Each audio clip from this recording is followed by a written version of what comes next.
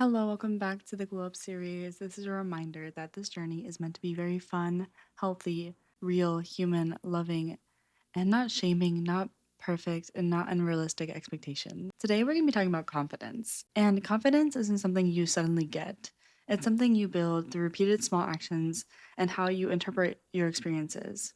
I used to think my confidence level was set in stone. I am always a person who looks down when I walk. I constantly say, I'm sorry, I'm so awkward, and I don't know how to act in a room full of people. But it's actually something you can build and work on, and think of it more as a skill than a personality trait. Start with how you talk to yourself. If your inner voice is constantly saying, I can't, I'll mess up, you're training your brain to expect failure.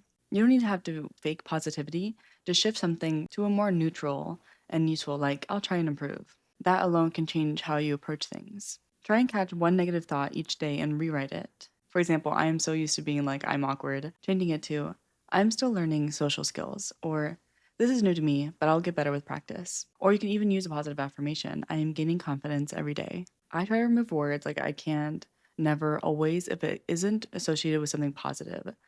So I shift my mindset to, if what I said was true, would I be the person I want to be? For example, me saying I am always awkward does not align with the person I want to be, but I am building opportunities and meaningful connections and something I do want to align with. But if something happens, which it often does, if something happens that doesn't align with me, like being late, right? Replacing harsh statements with accurate ones. For example, instead of saying I never make it on time to events or I'm always late, change it to I wasn't on time today, but I can change that in the future and then take some action steps. And this is kind of silly. I don't know if it would help anyone, but my mom said in college, before I think they had phones, so I'm not sure how it would work now. She had like, I have one of them over there. It's like a digital clock. And she would always set it earlier than it was. So it kind of tricked her brain to be like, oh, I'm going to be late if I don't start moving. Some small things you can do is writing down or thinking about three things that you handled well that day. Even if they are small, it still counts. Setting reminders on your phone to say affirmations or just catching yourself, what am I telling myself right now?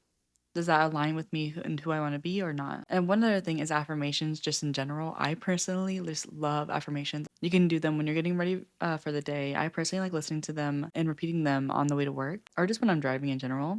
The next thing we're going to be talking about is small wins. Confidence grows from evidence. If you try and jump into big, scary challenges, you'll probably reinforce doubt. Instead, pick manageable steps, things you can realistically complete, and build momentum. Each success, even a small one, gives your brain proof that you are capable, which you are. So, some things you can try is start one conversation. For example, I was in town with my family and it was so hot and humid outside, and we were walking around and they were just chatting outside. There was an art gallery next to it, and I went inside and it just smelled so amazing. Obviously, the AC felt nice as well, but the smell, it was like a coconut scent. And I walked back out and I was telling my family, I'm like, oh my gosh, it smells so good in there. And I was like battling with myself, like, do I want to ask? Like, would that be weird and all this stuff in my head? And then before we left, I was like, you know what? I'm just gonna go ask. And my family obviously was very supportive. And the woman was so sweet too, and actually let me take a picture of the candle she had. It was coconut. It was something small, but it wasn't overbearing, but it still gave me confidence. And if I wouldn't have asked, I definitely would have regretted it because I thought it was like the perfect scent for my bathroom. The next one is making a phone call or a text.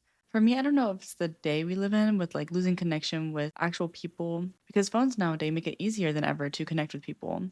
But I don't know if it's just the phone connection is being different from the in-person connection or if it's because I just don't live close to my grandparents like my cousins did. But I always felt like this pull to call or text my grandparents, but I don't know why, I just felt so nervous too. And just like the candle, obviously on a much bigger scale, I just didn't want to regret anything or thinking I miss my grandma and want to reach out but being too awkward to call. But this could also be a friend. Maybe you guys could set weekly or even monthly calls with each other. Another one is finishing a task you have been avoiding. I know I always think it's probably worse than it actually is, the thought of it. And then when I'm actually doing it, it's like, oh, that actually wasn't that bad. And the last one is something I'm so guilty of. It's asking one question in class or in work. I believe like all of school and like most of college, I actually asked a lot of questions and participated in class. But I remember this one time in college, my professor asked a question and he called on me and I made an answer that was so confident. Like I truly believed it was the right answer and it was absolutely incorrect. And it's not that like I never got incorrect answers wrong, but it was something that in that moment was so confident crushing. And it was the first time I actually felt my face get red from like embarrassment, from blushing. And I'm not someone who gets like embarrassed often. I mean, I do embarrassing things, but I never let it define me. And I usually just like laugh it off. But ever since that moment, I was so scared to ask questions in college. And now, even in my current position, I was terrified to like quote unquote bother people. And so I have to make a lot of phone calls for work. And when I would talk, they would literally have to ask me over and over, like, oh, what were you saying? I'm sorry, I don't know what you're saying because I was scared of being too loud in the office, which no one else in the office was worried about. It's all in my head. But trying to do things to gain my confidence back, I now walk up to people in the office and ask a question. And I don't mind being a normal volume when I make a call. And no one has ever said anything. And usually when I ask a question, people are more than happy to help. Just doing small things to remind yourself that you are safe and it's okay. Another way I heard it used is the 10% rule. So don't aim for like huge jumps, but making it small and slightly uncomfortable, but achievable. Remember, you can say hi to someone, you can start a conversation, you can join group discussions, you're allowed to take up space. Another big piece is action despite discomfort. People often think confidence comes first, then action, but it's usually the opposite. You feel nervous and you act anyway. You survive or succeed, and then your confidence increases. Avoiding situations keeps confidence low. So I don't know if I was like a sheltered child or just not adventurous. Vacations would be driving to the beach or to my grandma's house. I didn't start flying until high school, and it became something I didn't grow up on, so I was scared of it. I never went on cruises or anything outside of just my small bubble. Well, in college, there was an opportunity to go to Italy for a study abroad, and I was like, well, I don't know when I'm ever going to be out of the country again, if I ever go out of the country again. So I'm going to travel around Europe. I went to Asia. And my mom met me there in Europe. And one of the places she took us to was Austria. And it was beautiful. The train ride, the bus ride, it was just absolutely beautiful. I was excited to be on the ground again after like all the flying I had done. And then we get to this mountain, and there is this huge lift. And I have been on some lifts before in Japan, like to see Mount Fuji, but you're not going to the top of Mount Fuji. It's like, eye level to Mount Fuji. And so it was high, but it wasn't as intimidating for me for some reason in this experience. Looking at how big this mountain was in front of me and knowing that I had to go on that was terrifying. And everyone was piling in, and I was terrified. I was in the cart and I actually got off because I was so scared. I had to calm myself down with my breathing. And I was like, Mom, I can't get on. I can't do this. And for some reason, like the last second of I don't even know. I was like, screw it. You only live once. I went on and I was so scared. Not that it was unsafe. It was completely safe. People would ride it all the time, every day. It was just something that I was uncomfortable with. And I never, ever would take back that memory. It was breathtaking views. It was gorgeous. It was a wonderful hike, a memory with my mom that I will never forget. But it took courage and I ended up with confidence. So some things you can do if you want like me to count down just like from 5 or 3, 2, 1, or start counting down and just do it. Start immediately before overthinking. And if it's something like a conversation that you're doing that might be scary, try and stay in the conversation for at least 5 minutes. Say it's a group setting and you're starting a conversation, maybe try and do it for 5 minutes. There's also something called the fear ladder. Obviously, I don't recommend doing what I did, which is just jump on a plane, jump on these terrifying things. Literally gave me nightmares.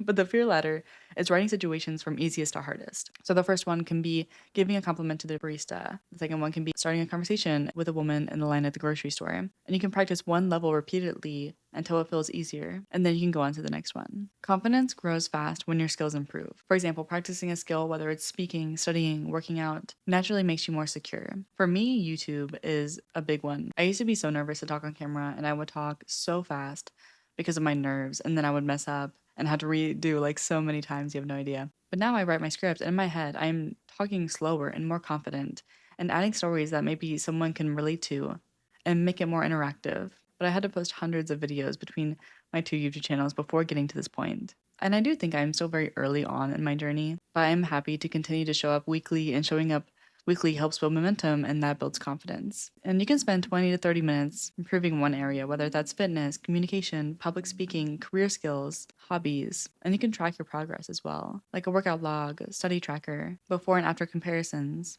I personally have my YouTube videos that I can look back on and see in what ways I have improved and what ways I can get better. Next, don't overstimulate how much others are judging you. Most people are focused on themselves. That realization can take off a lot of pressure. I know for me and my women's group, I have a women's group I go to every Tuesday, and they are so kind. There's no reason for me to think this, but I always leave thinking I talk too much. I take up too much space. Oh, they don't really like me. And when these nervous feelings come up, ask yourself, is this really true? Will this matter in a week? Am I assuming people care more than they do? Remember, you are safe. You are allowed to be confident and be who you are. You can ask a question without feeling nervous, wear something you like without feeling like you need someone's permission. You can share your opinion and post content online. And then we're going to talk about physical confidence. And if I sat here and said appearance didn't play a role on how my confidence was, I would be lying.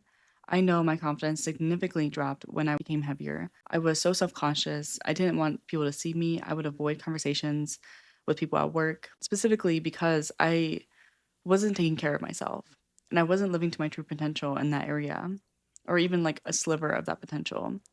I stopped showing up for myself. And as we know, showing up for yourself is what gains a lot of confidence. So I lost confidence because I made empty promises to myself that I never kept. And then it started to show on the outside. And I did it for so long. And even though I think I've talked about this before, like even though my appearance probably hasn't changed very much, like confidence has gotten so much better because I'm just showing up for myself. But also appearance isn't the only thing because there are gorgeous and handsome people everywhere who are not confident. And I think it truly is within the action of doing something you said you're going to do and sticking to your own word. Of course, things you can do is sleep consistently, at least 7 to 8 hours, exercise 3 to 5 times weekly, stand upright, make eye contact, speak slower, dress clean and fitted. And something else you can do is record yourself 1 minute daily, and you'll gradually improve your posture, your voice. And one tip I really liked is actually from Jill's, is to pretend to wear a crown on your head. As someone who constantly, like, whenever I walk, ever since I was a kid, I've always like looked down. People would comment on it, like, "Oh, why are you always looking down?" I don't really know why I did, but when I was walking, working out, anything, I just imagined like a crown on my head, and I just feel like it's just a game changer. I feel so cute. But yes, confidence comes from familiarity. Repeating situations instead of avoiding them. The first attempt it feels very scary, and the 10th feels very normal. I know this from flying. The more I did it, the more normal it felt. It's actually, I believe, called exposure therapy. And so the more I flew, the less scared I was. But the longer I go without flying, the fear starts coming back.